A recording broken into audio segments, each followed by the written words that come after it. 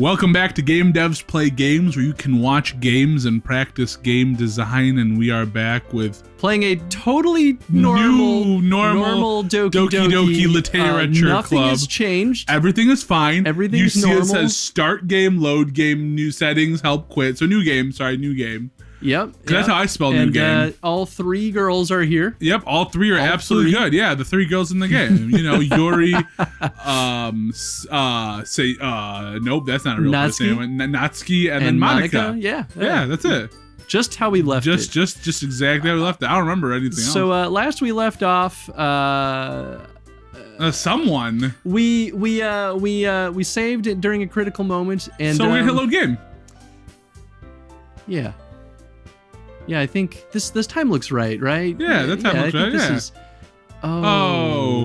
file error. Character is Sayori. Who's that? Yeah, I don't know. Who's Sayori? The file is missing or corrupt. Oh, you know what? Chris. I mean, starting a new game. That's good. Oh, starting a new game. Oh, yeah, all right. Well, that's fine. You know, it didn't take so long, so that's probably fine. Yeah, it only took us 14 episodes to get here. Yeah.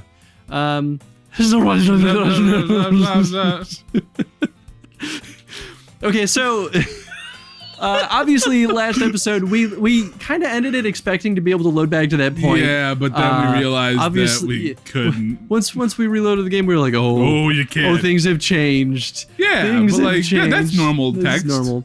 So we're doing things a little bit differently. You might notice that the game window is slightly a different aspect ratio. But for a good reason. And that's because it's windowed now. And that's now you're freaking everyone out. Oops. But the reason for that is so now we can. That's the wrong way. We can view game files. Oh shoot! Thanks. Shout out to everyone on the Discord that suggested that that's do this. Really smart, guys. So let's show you our first picture. Though. Let's show them the first picture. We can now see these great files like Happy Thoughts. .png. Yeah. Definitely not a character we've seen yet. Not at all. Would not know who that is. Looks like a little bit of a rope. Who knows? Yeah, what it looks that like a means. rope and looks like a bow. Yeah. A red bow, red robin. Who knows? I wonder what Happy Thoughts are. Also, here's the traceback file that the end of last episode ended with. So we'll just read this. I'm sorry, but an uncut exception occurred. While running game code, blah, blah, blah, blah, blah, line 286 in script Python. We're going to skip ahead now. Restart context. Oh, geez. I didn't break anything, did I? Hold on a sec. I can probably fix this, I think. Actually, you know what? This would probably be a lot easier if I just deleted her. She's the one who's making this so difficult. Aha, well, here goes nothing. That's no one. That's no one. I didn't read that voice for any reason. Yeah, well, it's what comes naturally, right? Yeah, it comes. Oh my God, it comes so naturally. See, that's just that's just me. Tony's voice. That's really. just me. That's how I normally talk, guys. Normally, I sound like this all the time. So let's jump back into it. Let's jump back into this game we've never played before. I see an annoying girl running toward me from the distance. Waving her arms in the air is like she is totally oblivious to any attention she might draw to herself. The girl, my neighbor and good friend since we were children. You know, the kind of friend that you never see yourself making today, but just kind of works out because you've known each other for so long. We used to walk to school together on days like this, but starting around high school, she would oversleep more and more frequently, and I would get tired of waiting up. But if she's going to chase after me like this, I must feel better off running away. However, I just sigh and idle in front of the crosswalk and then catch up to me.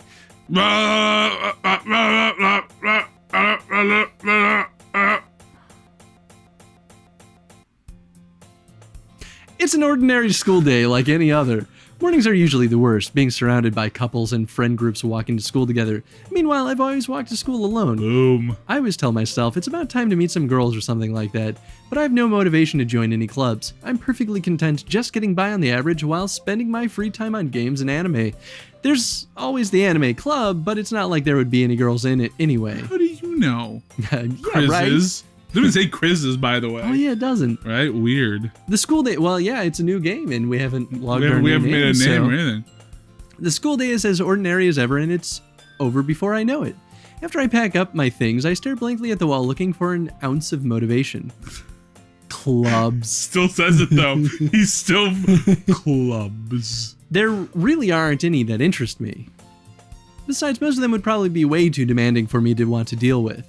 I guess I have no choice but to start with the anime club. Crizzes? Monica? Oh my goodness, I totally didn't expect to see you here. It's been a while, right? Sure. Yeah, it has. Monica smiles sweetly. We do know each other. Well, we rarely talked, but we were in the same class last year. Monica was probably the most popular girl in class. Smart, beautiful, athletic, basically completely out of my league. So having her smile at me so genuinely feels a little... What did you come in here for anyway? Oh, I've just been looking for some supplies to use for my club. Do you know if there's any construction paper in here? Or markers? Well, I guess you could check the closet. You're in the debate club, right? About that, I killed them. I actually quit the debate club. Really? You quit? Yeah. And to be honest, I can't stand all of the politics around the major clubs. It feels like nothing but arguing about the budget and publicity and how to prepare for events, which is all we did before. I'd much rather take something I personally enjoy and make something special out of it. In that case, what club did you decide to join? Actually, I'm starting a new one. A literature club. Oh, that's fine. it's literature. I What is love that? literature. That sounds kind of dull. How many members do you have so far? It's kind of embarrassing, but there are only 3 of us so far. There are only 3 of us. It's really hard to find new members for something that sounds so boring. Well, I can see that. Wow. But it's really not boring at all, you know. Literature can be anything. Reading, writing, poetry. I mean, one of my members even keeps her manga collection in the club room. Wait, really? Yeah, it's funny, right? I lame manga readers. You love manga. She always, I love that manga's great. She always insists that manga is literature too. I mean, she's not wrong, I guess. And besides, a member's a member, right? Did Monica say she?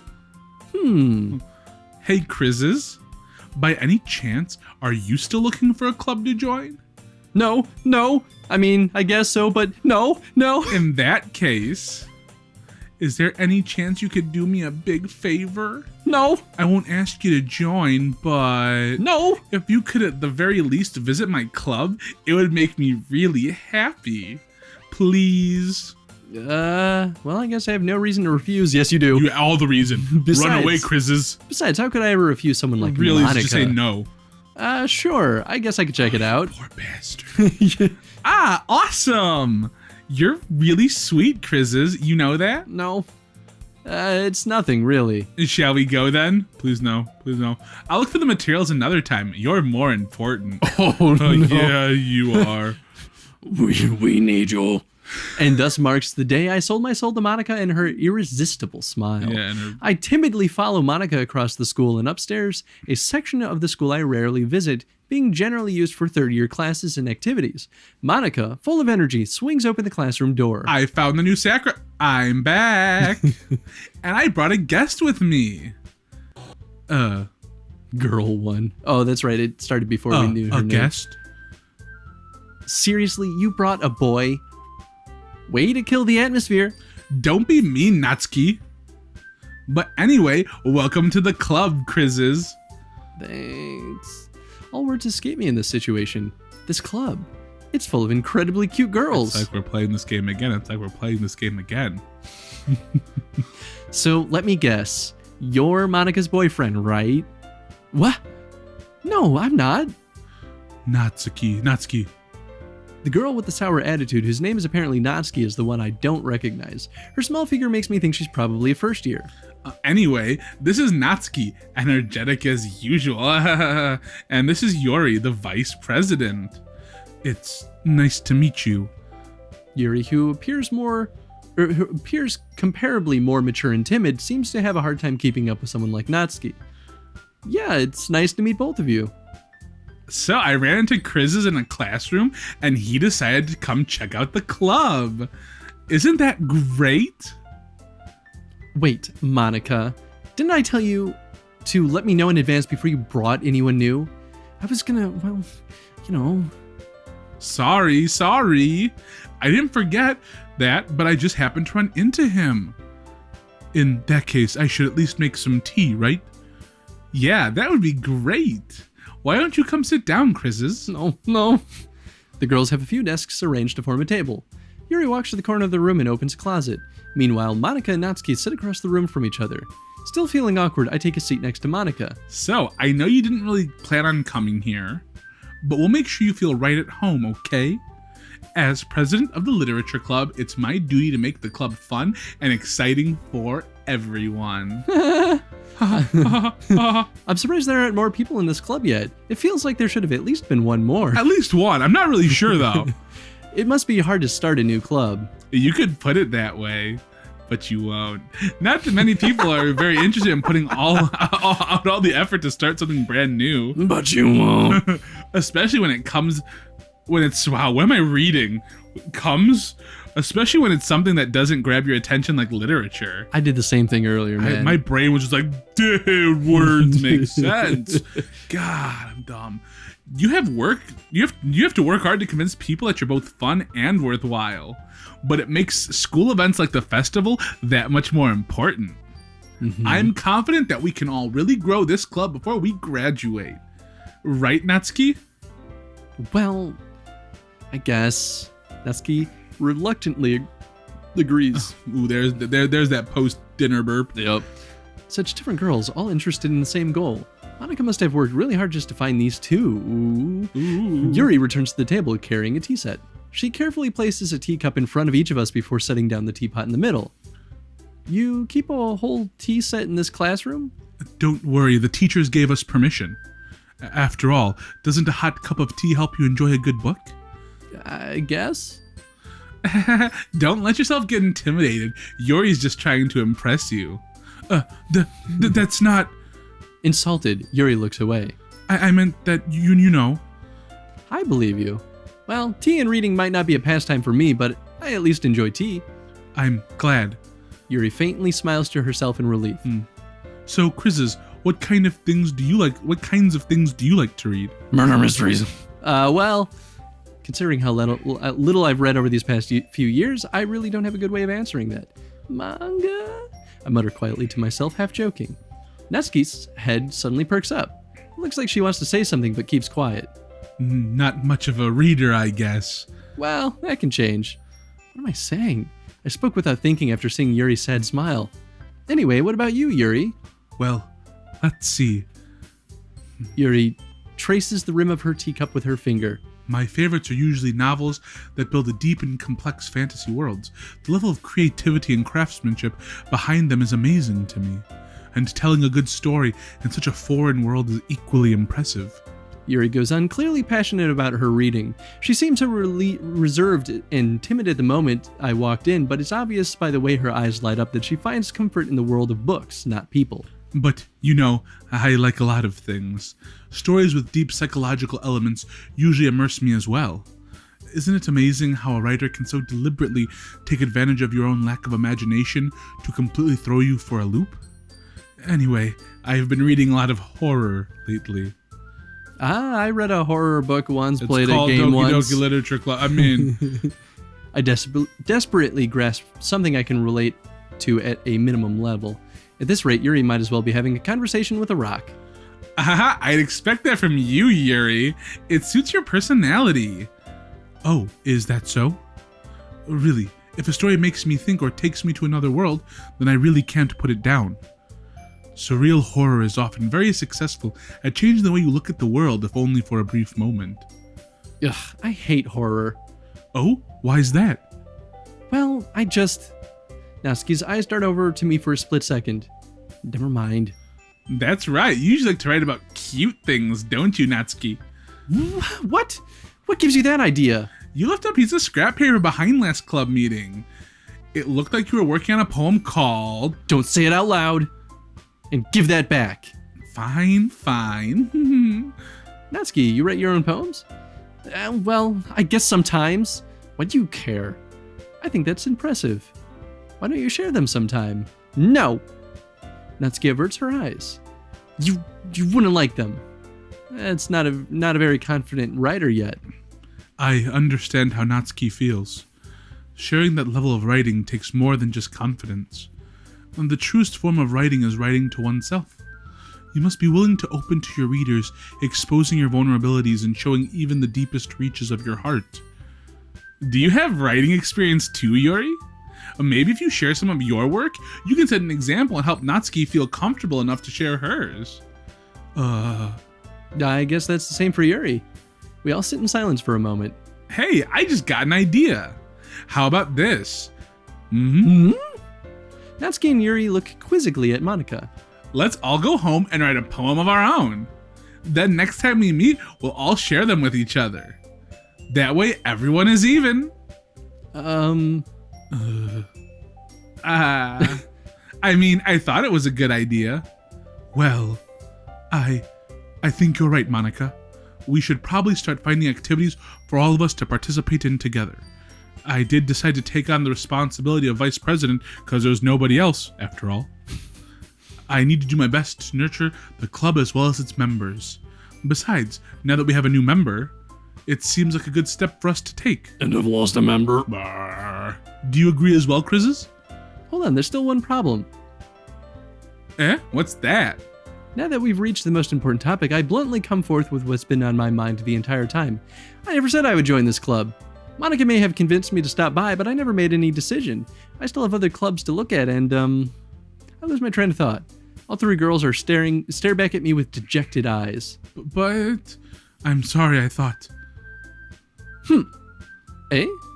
The girls exchange glances before Monica turns back to me. I guess I need to tell you the truth, Crizzes. The thing is, we don't have enough members yet to form an official club. We need 4. And I've been trying really, really hard to find new members.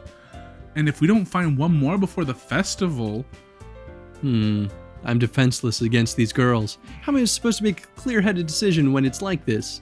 I would feel terrible for letting everyone down in this situation, and besides, the club itself seemed pretty relaxed, so if writing poems is the price I need to pay in order to spend every day with these beautiful girls... Right, okay, I've decided then. I'll join the literature club. One by one, the girls' eyes light up. Oh good, we don't have to die! Oh my goodness, really? Do you really mean that, Crizzes? Yeah? It could be fun, right? You really did scare me for a moment. I thought my life was in danger. I mean, if you really just left after this, I would be super pissed. Crizzes, I'm so happy. We can become an official club now. Thank you so much for this. You're really amazing. I'll do everything I can to give you a great time, okay? Thanks, I guess. We should probably stop right about here because we're a couple minutes over. Okay. So we'll stop right here. Okay. So, let's talk about this. So obviously they seem to choose the moments that Sayori would normally have interacted. That's where they tend to use the glitch effect. The glitch effect, absolutely. And that's sort of a good reinforcement of like where, there's a missing component. Something is wrong here. And it doesn't happen every single time. I mean, there are instances of like her changing from 5 members to 4 members. Right, right. And there's no glitch there, but I think that's because that's Monica's dialogue rather than a moment that Sayori does something. I mean, so I don't know. What do you think the question today is just about like the actual aesthetic that they're pulling off so far, like how people feel about it? Because I mean, we've already seen like with the start screen. I think maybe my question is, I kind of want to see how far they go with this aesthetic before we get to that point. Okay. So I think my question thus far is, how do you think that reintroducing the story from the beginning and actually reusing a lot of the same dialogue with Sayori being cut out in mind, how does that actually make for an interesting experience? Because, as a reader, it may feel redundant in a lot of ways. But knowing that Sayori is missing and never knowing where maybe those differences are going to peak in, I think makes for a really unsettling experience. Yeah, absolutely. And we still have no idea what's going to happen from here. Yeah. It's only going to get weirder and weirder. Weirder and weirder. So if you guys enjoyed this episode, please hit the like button and comment on the question of the day. And we'll see you all in the next episode of Doki Doki Literature Club. Bye. See you guys later.